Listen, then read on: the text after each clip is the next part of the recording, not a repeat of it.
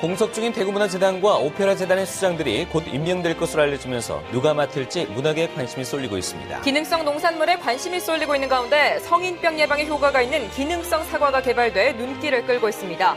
어자원 확보를 위해서 3, 4년 전 방류한 연어가 최근 동해안 하천으로 돌아오고 있지만 폐기율은 낮다고 합니다. 문학의 소식, 오늘은 대구의 대표적 서예가의 전시 소식과 한지작품 전시회 등 가을에 어울리는 전시 소식으로 함께합니다. 네, 시청자 여러분 안녕하십니까? 10월 22일 화요일 아침 대구 MBC 뉴스투데이입니다. 오늘 대구와 경북 내륙 지역은 맑은 가운데 낮 기온은 어제와 비슷하겠고 동해안은 구름 많은 가운데 빗방울이 떨어지는 곳도 있겠습니다. 주 후반에는 아침 기온이 많이 떨어져 가을 추위가 찾아오겠습니다. 진달래 기상캐스터입니다. 주말에 이어 청명한 하늘이 계속되고 있습니다. 이렇게 가을 날씨답게 일교차 큰 날씨가 계속 이어지고 있는데요. 현재 기온 보시면 대구 12도, 안동 7도로 어제와 비슷합니다. 낮 기온은 21도와 20도로 일교차가 10도 안팎으로 크게 벌어지겠습니다. 이렇게 일교차 큰 날씨 탓에 벌써부터 단풍이 물든 곳이 있는데요. 팔공산의 경우 다음 달 초순쯤 단풍의 절정을 느낄 수 있겠습니다. 이번 주 중반까지는 완연한 가을 날씨를 느낄 수 있겠습니다. 하지만 후반부터는 기온이 뚝 떨어지면서 쌀쌀하겠습니다. 가을 외투 꼭 준비해 주시기 바랍니다. 날씨였습니다. 대구문학의 수장들이 조만간 대거 바뀝니다. 공석 사태를 빚고 있는 대구문화재단과 새로 설립된 오페라재단, 대구시민회관을 누가 맡을 것인지 지역 문학에 관심이 쏠리고 있습니다. 윤태호 기자가 보도합니다. 리노베이션 공사를 마친 대구시민회관이 다음 달 29일 정식으로 개관합니다. 대구의 문화예술 1번지였고 대구를 대표하는 콘서트 전용 홀인 만큼 관장이 누가 될 것인가에 관심이 쏠리고 있습니다. 대구시는 공모를 통해 후보 5명을 저울질하고 있는데 수성 아트피아 관장을 역임했던 배선주 교수가 가장 유력한 것으로 알려지고 있습니다. 6개월 동안 대표 공석 사태를 빚고 있는 대구문화재단도 조만간 새 대표를 맡게 됩니다. 대구문화재단은 최근 비공개로 이사회를 열어 차기 대표로 문무학 대구예총 회장을 단일 후보로 추대했습니다. 김범일 대구시장의 재가만을 남겨두고 있는데 문 회장이 대표가 될 경우 상근 대표로 활동하게 될 가능성이 높습니다. 오는 12월에 출범하는 대구 오페라 재단도 대표 선임이 임박했습니다. 대구의 오페라 단체 3곳을 통합한 조직이고 오페라 축제의 위상이 높아진 만큼 얼마나 조직을 매끄럽게 이끌어 나가면서 전문성을 높일지가 관건입니다. 현재 태창철강 유재성 회장과 전 대구 아카데미 극장 사장이었던 안재수 씨가 물망에 오르고 있습니다. 시하고 어떤 코드 자체도 중요하지만은 그 분야에 있어서 가장 역량을 발휘할 수 있는 분을 모시려고 노력하고 있습니다. 이번 주 내에 세 개의 기관에 대한 어떤 대표자를 모시려고 하고 있습니다. 말도 많고 탈도 많은 대구 문화예술계가 새로운 수장을 맞아 안정을 찾을 수 있을지 귀추가 주목되고 있습니다. MBC 뉴스 윤태호입니다. 60살 이상 1주택 소유자가 주택을 담보로 평생 연금을 받는 주택연금도 이 가입자가 수도권에 집중된 것으로 나타났습니다. 새누리당 조원진 의원은 올해 7월 기준으로 주택연금 가입자의 76%가 수도권이고 보증액과 지급액 기준으로는 각각 87.6%와 88.1%나 됐다고 밝혔습니다. 수도권을 제외한 나머지 지역으로는 지급액 기준으로 부산이 3.6%, 대구 1.8%, 대전이 1.5%일 뿐 그 외 지역은 모두 1% 미만이었다고 덧붙였습니다. 경상북도는 화재와 가스 사고 등 응급 상황 발생 시에 중증장애인의 생명을 보호하기 위한 응급안전 서비스를 시범적으로 실시합니다. 중증장애인의 활동 보조원이나 보호자 부재시 발생하는 응급 상황에 대비해서 IT 기술로 인근 소방서에 자동 신고되는 시스템을 구축합니다. 경상북도는 안동시를 시범지역으로 지정하고 이달 말까지 65명의 중증장애인 가구에 화재, 가스 누출, 활동 감지 센서를 공급합니다. 지금 동해안 하천에는 3, 4년 전 방류한 연어가 돌아오기 시작했습니다. 우리나라의 연어 회귀율은 아직 낮지만 어전 확보 경쟁을 위해선 방류 사업이 꼭 필요합니다. 한기민 기자입니다. 경북 울진 왕피천이 동해와 만나는 하구입니다.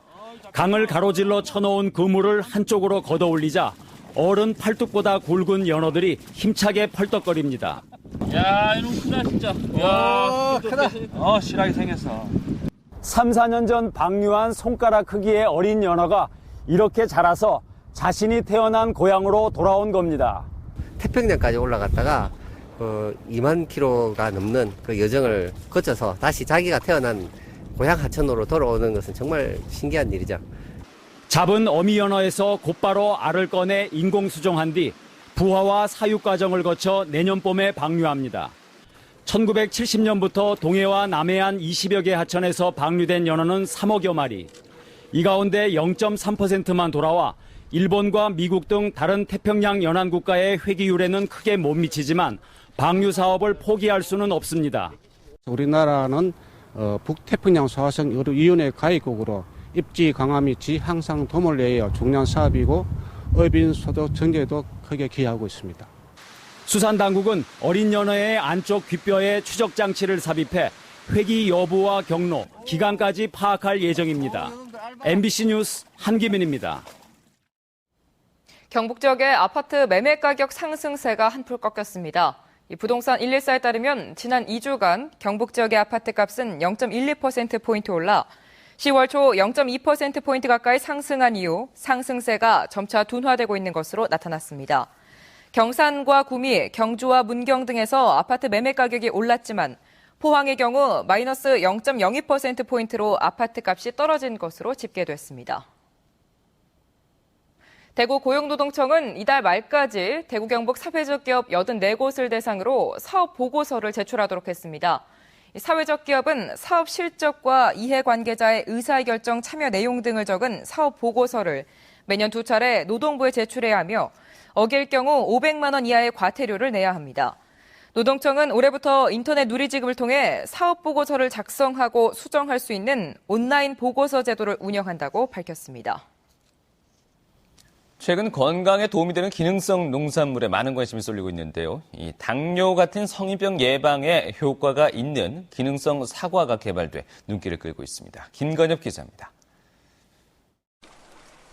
가을 햇살 아래 빨갛게 잘 익은 사과를 수확하는 손길이 분주합니다. 겉보기에는 일반 사과와 다를 게 없지만 당뇨 같은 성인병 예방에 효과가 있는 것으로 알려진 영양소 바나듐이 함유된 기능성 사과입니다. 성분 분석 결과 일반 사과에서는 전혀 나오지 않는 바나듐이 킬로그램당 평균 1.5mg 이상 검출됐습니다. 세계보건기구에서 권장하는 섭취량을 맞추려면 알이 굵은 사과일 경우에는 2알에서 3알 정도, 알이 작은 사과일 경우에는 4알에서 5알 정도 이렇게 하루에 섭취를 하시면 충분하게 섭취를. 이 농가는 민간 연구소의 도움으로 2년간의 시험을 거쳐 기능성 사과 재배에 성공했습니다. 바나듐을 식물에 잘 흡수되도록 만들어 4차례 과수원에 살포했습니다. 당뇨 환자나 고지혈증 환자가 2천만 명이 넘어요. 그 사람들이 계속 의학에 다 의존하잖아요. 이제 우리 농산물 가지고. 바나듐 기능성 사과는 서울 양재동 농협 하나로 클럽과 대형 마트에 다음 달부터 납품될 예정입니다. 우리 입맛을 사로잡던 사과가 맛은 물론 의학적 효능까지 겸비하며 진화하고 있습니다. MBC 뉴스 김건엽입니다. 대구도시철도공사가 무료 대여 자전거 회원 등록제를 운영합니다. 대구도시철도공사는 이 제도 시행으로 개인정보 수집 이용 동의서는 대여 역에 관계없이 처음 한 번만 쓰면 되는 등 무료 대여 자전거 이용 절차가 보다 간소화됐다고 밝혔습니다. 이에 따라 앞으로 15살 이상의 대구 시민이면 이 무료 대여 자전거를 이용하려면 이 신분증을 갖고 무료 대여 자전거 운영역을 찾아 처음 한 번만 회원 가입 신청서를 쓰면 되고 비용은 무료입니다. 경상북도의회 기획경제위원회 김세호 의원은 투자유치 지원 대상 기업을 확대하고 투자기업에 대한 인센티브를 강화해서 경북 지역의 기업 투자 유치를 촉진하는 내용의 개정 조례안을 발의했습니다. 개정 조례안은 관광사업을 투자기업 대상기업으로 새롭게 지정해서 토지 구입비와 건축비, 기반시설 설치 등 투자금에 대해서 최고 20억 원까지 지원하고 지금까지 수도권 이전 기업에 한해서만 국비를 지원하던 것을 국내 복귀 기업과 신증설 투자 기업으로 지원 범위를 확대하는 내용을 담고 있습니다.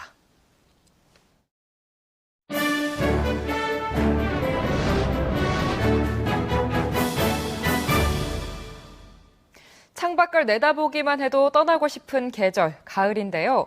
가까운 갤러리나 들이로 그 마음 달래보시는 건 어떨까요? 이번 주 문학의 소식에서 준비한 풍성한 전시 소식과 함께 하시죠. 큰 북을 들고 온몸으로 글을 치는 타무 퍼포먼스로 유명한 작가죠. 대구의 대표적인 서예가 율산 리홍재 작가가 지난 10일 도심 명산장을 개관했습니다. 이곳은 그의 작업실 겸 갤러리로 서예의 대중화에 앞장서기 위해 마련한 곳인데요. 봉산 문화거리에 위치한 도심 명산장, 함께 둘러보시죠. 그 서예가들이 서예 학원 개념에서 떠나서 같이 서예를 유용하게 즐길 수 있는 공간이 잘 없어요. 그리고 자기 작품을 어디 보일 수 있는 공간도 별로 없고, 모든 복합 문화 공간 내지는 어떤 강좌, 또 이야기할 수 있는 곳, 대화, 또 풍류를 즐길 수 있는 곳을 합동으로 모아서 이 자리를 만드는데, 도심 명산장에서는 개관과 동시에 리홍재 작가의 개인전도 열었는데요. 신비전, 새로운 비전이라는 뜻의 이번 전시는 다양한 소재를 활용한 작품을 선보이며 서예의 새로운 길을 제시하고 있습니다. 작가들은 작품을 만들기 전에 어떤 고민을 할까요? 이번에 소개할 박수미 작가는 재료의 선택 기준, 그리고 그 재료가 갖고 있는 잠재력에 대해 많은 고심을 한다고 합니다. 완고한 요철처럼 보이는 이 작품들은 부드러운 한지를 꼬아 만들었다고 하는데요. 작품을 가만히 들여다보면 묘한 리듬감이 느껴지는 것 같습니다. 일반적으로 한지 작품이라고 하면 저희가 벽면에서 거기에서 색채를 입혀가는 작품인데, 이것은 어느 정도 형상을 유지하면서 하나하나 꼬임을 주었기 때문에 입체감과 그 꼬임의 볼륨감을 자세히 보면서 관람을 해주시면 더욱더 재밌는 전시가 되겠습니다. 작품에서 느껴지는 운율은 마치 우리 삶에 반복되는 일상처럼 다가오기도 하는데요. 다음 달 16일까지 계속되는 박수미 작가의 프로세스전, 가창에 위치한 AA 갤러리에서 만나보시기 바랍니다. 이상 문학의 소식이었습니다. 지역 대학들이 학생 취업이나 한국어 교육을 위해 해외 진출에 나서고 있습니다. 대구 가톨릭대학교는 어제 대학교 중앙도서관에서 주한 페루 대사와 에콰도르 총영사 등이 참석한 가운데 중남미 센터 개소식을 가졌습니다. 중남미 센터는 앞으로 학생들의 중남미 지역 취업과 중남미 국가와의 교류를 위해 다양한 사업을 펼칠 계획입니다. 대구과학대도 지난 18일 중국 다롄대학에서 세종학당 개원식을 갖고 한류 열풍으로 수요가 급증하고 있는 한국어와 한국 문화를 대학생과 한국 기업 현지 직원들에게 교육하기로 했습니다. 국립농산물품질관리원 경북지원은 오는 25일까지 수입쌀을 취급하는 지역업체와 수입쌀 공매업체를 대상으로 수입쌀 원산지 표시 위반 등 부정 유통 행위에 대한 집중 단속을 실시합니다. 이는 올해 햅쌀 출하를 앞두고 국내에서 유통되고 있는 수입쌀이 국내산 쌀로 둔갑 판매될 가능성이 높아지는 시기인 점을 감안해 실시하는 것으로, 상품명과 표시사항 등 소비자가 원산지를 오인하게 할 가능성 있는 문구도 조사하는 등 행정지도도 함께 실시합니다.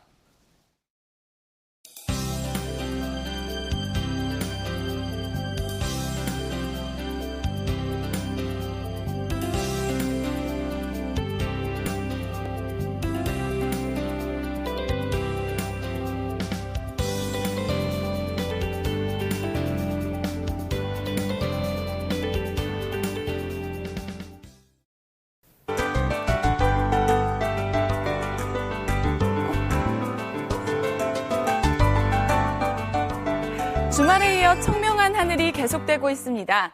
가을 날씨답게 큰 일교차도 여전한데요. 대구의 낮 기온 21도, 안동 20도로 일교차가 10도 안팎으로 크게 벌어지겠습니다. 이렇게 일교차 큰 날씨가 계속되는 탓에 단풍이 물들기 시작한 곳이 있습니다. 팔공산의 경우 다음 달 초순쯤 단풍의 절정을 만끽할 수 있겠습니다. 북쪽 고기압의 영향으로 전국이 대체로 맑겠습니다. 하지만 경북 동해안 지역에는 낮부터 밤 사이에 비가 오는 곳이 있겠습니다. 또 내륙 곳곳에는 안개가 끼어 있으니까요. 교통안전에 유의하시기 바랍니다. 현재 기온 대구 12도 안팎, 낮 기온은 21도로 일교차가 크겠습니다. 상주와 김천 6도까지 뚝 떨어져 있고요. 안동의 낮 기온 20도로 비교적 따뜻하겠습니다. 포항의 현재 기온 16도 가리키고 있고요. 동해상에는 풍랑주의보가 내려진 가운데 물결은 최고 5m까지 매우 높게 일겠습니다. 주 중반까지는 완연한 가을 날씨를 느낄 수 있겠습니다. 하지만 주 후반부터는 아침 기온이 뚝 떨어져서 쌀쌀하겠습니다. 가을 외투 꼭 챙기셔야겠습니다. 날씨였습니다.